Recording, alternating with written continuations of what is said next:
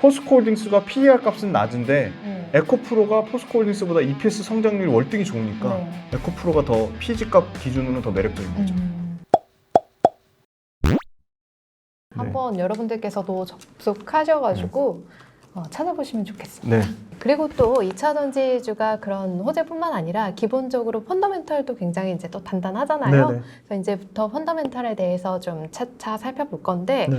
2차 전지 주가가 오늘은 좀 많이 올랐습니다. 오늘 기준 이제 5월 31일 기준으로 해서 좀 많이 올랐는데 그럼에도 불구하고 고점 대비해서는 네. 좀 많이 빠진 상황이에요. 네네. 지금같이 이제 시장이 차분해진 상황에 우리가 좀 객관적인 점검을 해볼 수가 있잖아요.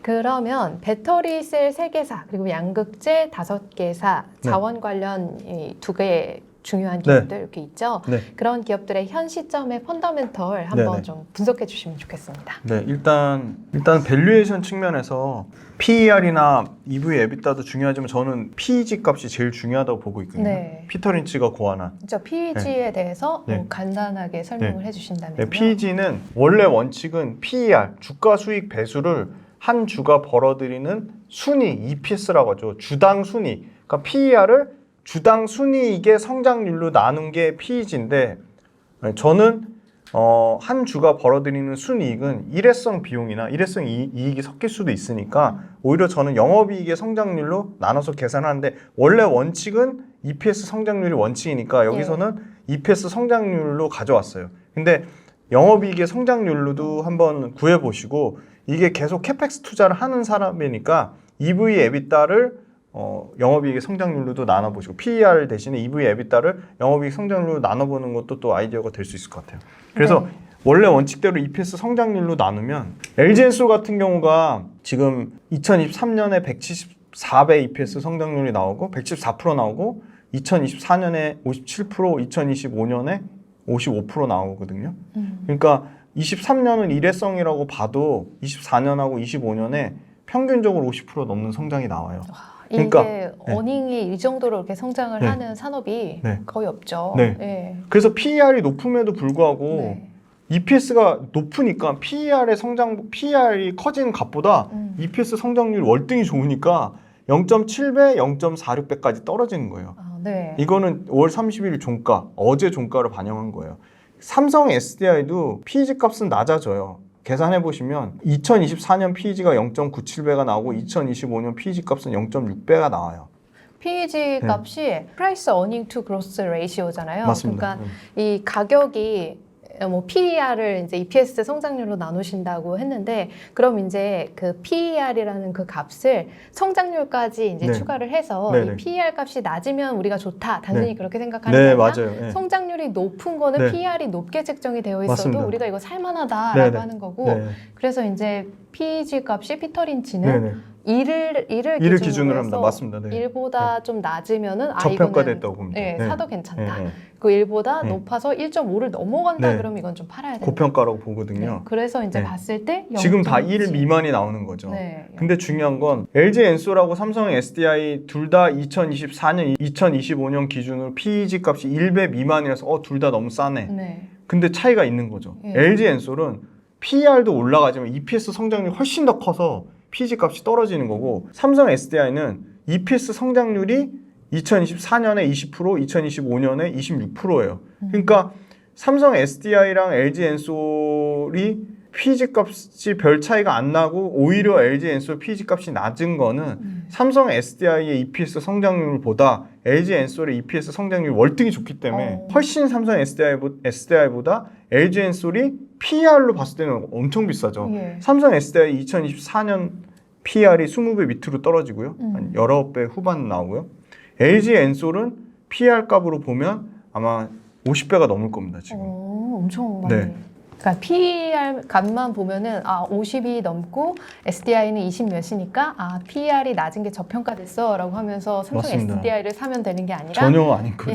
성장률을 같이 고려를 하셔야 되는 거죠. 고성장 산업이니까 EPS 성장률 50%가 넘으니까 60% 가까이 나오니까 PEG 값이 1배 미만으로 떨어지는 거죠. 근데 삼성 SDI는 PEG 값 자체가 지금 20배, 2024년 기준으로 20배 정도밖에 안 되니까 EPS 성장률은 20%밖에 안 되는데 PER 자체가 낮아서 PEG 값이 낮은 거죠.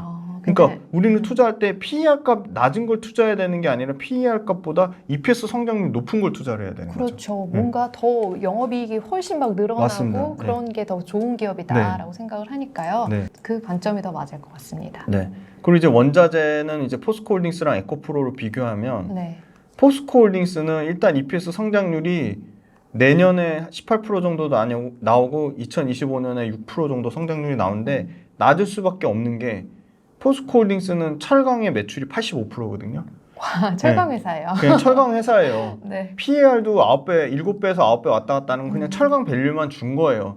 최근에 그나마 3, 4월 달에 2차 전지 관련돼서 리튬 드디어 수산을 리튬 24년부터 양산한데 네. 잠깐 반짝 40만 원 후반 중후반까지 갔을 때 철강 밸류를 마치 줄 것처럼 그랬는데 다시 지금 박살 나면서 36만 원대까지 오면서 지금 철강 밸류를 전혀 못 받고 있거든요. 그래서 포스코홀딩스는 PEG 관점으로 투자하기엔 매력도가 굉장히 낮아요. 왜냐면 2차 전지 리튬 소재에 대한 그다음 포스코홀딩스가 가진 포스코 퓨처엠이나 포스코 인터내셔널이나 포스코 HY 클린메탈에 대한 지분 가치가 여기 PEG 값에 100% 반영이 안 돼 있거든요. 네, 그거를 반영하면 포스코홀딩스의 EPS 성장률도 당연히 30% 이상 나올 거예요. 근데 이거는 지금 그냥 포스코홀딩스가 갖고 있는 철강의 가치만 반영한 EPS 성장률이 있기 때문에 PEG 값은 낮죠. 너무 낮죠. 뭐 0.4배까지 떨어지고. 그런데 포스코홀딩스가 에코프로보다 PEG 값 기준으로 했을 땐 매력도가 낮은 게 에코프로는 올해 같은 경우는 좀 일회성이긴 하지만 EPS가 890% 성장하고요.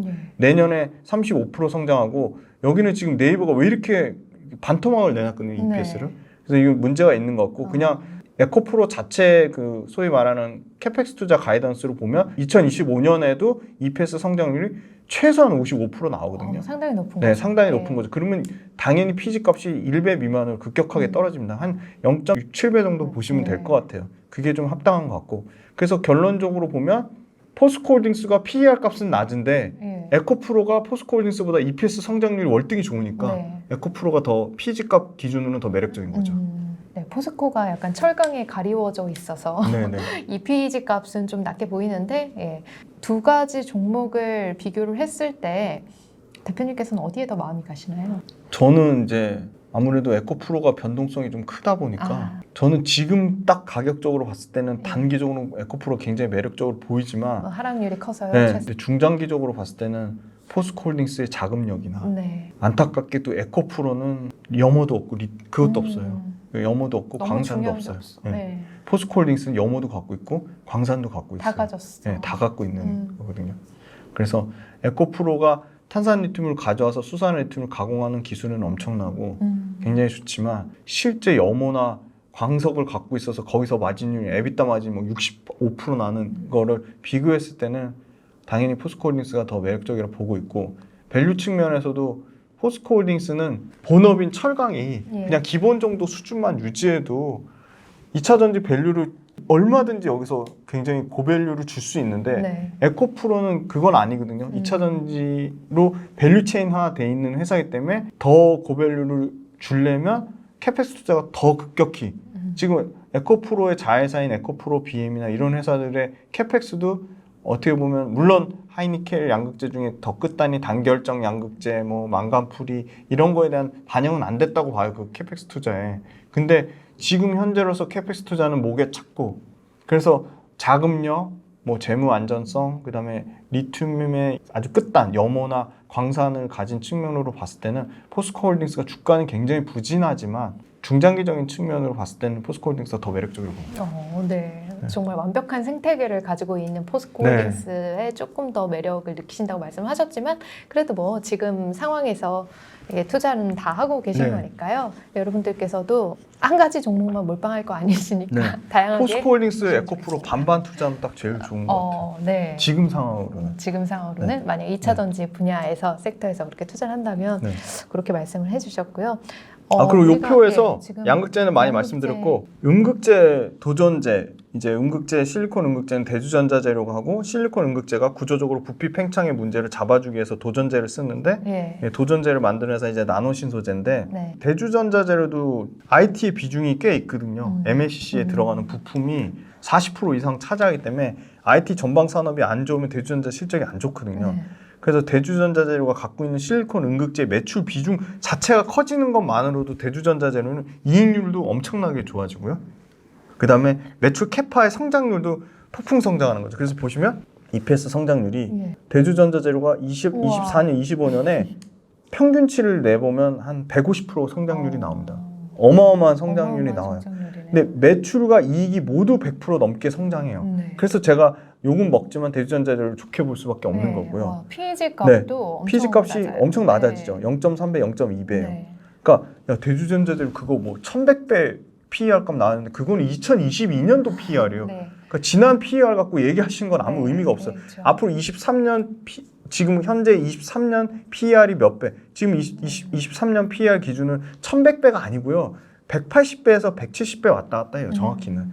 그것도 1분기 실적 안 좋은 것까지 반영해서 그렇고요. 대주전자재료 MLCC도 2분기, 3분기에 훨씬 좋아질 거로 보거든요. 왜냐하면 삼성전기가 전장용 MLCC의 진심이기 때문에. 그래서 전장용 MLCC가 커지면 삼성전기에 납품하는 대주전자재료나 코스모신 소재 MLCC 부품이 좋아질 수밖에 없어요. 그러니까 너무 그것도 부정적으로 보시면 안 될 것 같고 중요한 건 실리콘 음극재 매출 포지션이 20%밖에 안 됐는데 올해 40%까지 올라오고요. 내년에 60%, 2025년 기준으로는 80%까지 올라와요. 엄청 빠르게 그래서 성장하네요. 엄청 빨리 네. 성장해요. 그래서 보니까 실리콘 음극재 매출 비중이 80%까지 올라가면 대주전자재료 지금 현재 영업이익률 나쁘지 않거든요. 양극재보다는 높아요. 한 9% 되거든요. 이게 몇 프로까지 올라가면 이익률이 실리콘 음극재 80% 매출 포지션 기준으로 하면 17%에서 18%까지 올라가 이익률이. 그러니까 그만큼 실리콘 음극재를 만드는 회사가 없으니까 양산하는 데가 뭐 한솔케미칼 얘기하는데 한솔케미칼도 실리콘 음극재 수율이 안 나오니까 작년부터 양산한다고 했는데 그게 2년 미뤄졌다가 지금 딱 한 달 됐거든요. 750톤이에요. 네. 대주는 지금 3,000톤이거든요. 4배 차이가 나요. 그리고 생산 수율이나 뭐 수율 잡는 것도 차이가 있겠죠. 그리고 실리콘 음극재는 두 가지 방식이 있거든요. 실리콘 카바이드 방식이 있고 실리콘 산화물 방식이 있고. 근데 중요한 그 충방전 속도, 그 다음에 에너지 효율은 실리콘 산화물, 대주전자재료만 유일하게 하는 실리콘 산화물 방식이 월등히 좋은데 실리콘 음극재 관련돼서는 초기 효율 잡는 게 중요하고 초기 효율이 안 나오면 굉장히 공정상의 문제가 있으니까 초기 효율을 급격하게 높이는 실리콘 산화물 말고 다른 방식인 실리콘 카바이드 방식을 한솔케미칼이라든지 그 SK 머티리얼즈라든지 SKC라든지 포스코 실리콘이라든지 이런 회사는 전부 대주전자재료랑 다른 실리콘 카바이드 방식을 쓴 거예요. 근데 대주전자재료가 초기 효율 우리는 어떻게 다른 방식으로 한번 잡아보겠어 해서 마그네슘을 섞어서 그 마그네슘 섞어서 초기 효율까지 좋게 만든 거예요. 그러니까 실리콘 음극재의 그냥 끝판왕인 거예요. 단점을 찾아볼 수 없는. 그 마그네슘 넣은 거를 또 특허로 냈고요. 네. 그래서 실리콘 음극재가 앞으로 미친 듯이 성장할 건데 그럼 그게 숫자로 찍히느냐? 숫자로 찍히기 시작한 거예요. 네. 그리고 적용 차종이 이제 늘어나는 거죠. 원래는 그 포르쉐에만 썼는데 SK온이랑 합작하는 픽업 트럭에도 지금 들어가려고 하고 있고요. GM에도 쓰려고 하고 있고 현대기아차가 지금 차세대 아이오닉 7 실리콘 음극재 10% 함량이 포함된 거 넣었다고 하는데 양산하는 데가 뭐 한솔케미칼하고 대주밖에 없으니까 밝히진 않았지만 대주가 쓸 확률이 높고 그리고 앞으로 완성차 업체들이 이 실리콘 음극재를 충방전이 굉장히 중요한 이슈가 되고 있어요. 아직 충방전이 안 돼가지고 다 100% 그거를 풀캐파로 다 충전 완충해서 하진 않잖아요.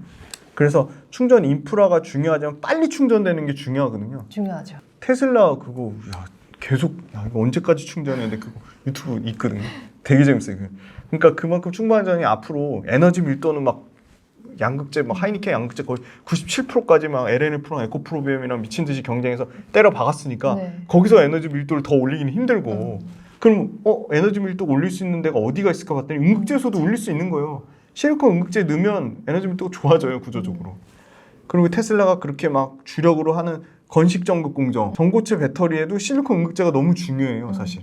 그래서 실리콘 음극재가 커져야 되는데 음극재 도전제를 봤더니 PEG 값이 1배 미만이더라. 예. 그래서 현재 주가는 빠졌지만 매력이 있다고 보고 있고 네. 대주전자재로 가면 도전제가 무조건 쓰여야 되니까 도전제도 실제 양극, 음극 다 동시에 양극 도전제, 음극 도전제 다 하는 건 나노신소재밖에 없거든요. 네. 그리고 음극도전제가 양극도전제보다 훨씬 어려워요. 그러니까 도전제를 만들 때 단일벽, 다중벽, 이중벽인데 음극제는 단일벽 도전제를 써야 되거든요. 근데 단일벽 도전제를 양산하는 데는 나노신소재밖에 없어요. 그래서 주가를 많이 올렸고 그리고 아직 아까 말씀드린 테슬라의 건식전극 공정에 대한 기대감이 아직 남아있고 그래서 나노신소재나 대주전자재로도 양극재 못지않게 롱텀으로 보면 굉장히 성장성이 남아있고 PG 값으로 봐도 다 1배 미만이다. 네. 그렇죠. 양극재에 비해서 음극재가 좀 조명을 받지 못하고 있는 것 같기는 해요. 비중이 너무 투자가. 적으니까 네. 이제 양극재는 40% 들어가는데 네. 음극재는 15% 들어가거든요. 네. 그러니까 그거 자체가 적긴 한데 음극재 자체가 워낙